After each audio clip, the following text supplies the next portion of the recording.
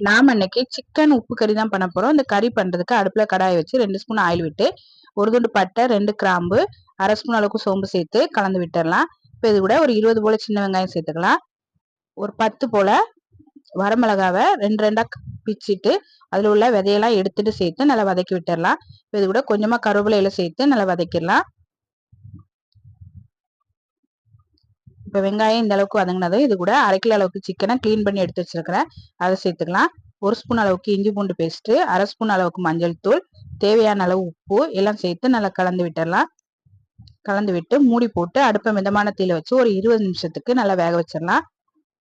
ஒரு 20 நிமிஷமா சிக்கன் எல்லாம் வெந்துருச்சு. இப்போ இது கூட 1/4 ஸ்பூன் அளவுக்கு மிளகுத்தூள் சேர்த்து கலந்து விட்டு ஒரு நிமிஷம் மட்டும் நல்லா வேக வச்சிடலாம். 1 நிமிஷம் நல்லா வேக வச்சாச்சு. கடைசியா கொஞ்சமா மல்லியில சேர்த்து கலந்துட்டு இறக்குனா டேஸ்டான சிக்கன் உப்பு கறி ரெடி ஆயிருச்சு. ட்ரை பண்ணி பாருங்க.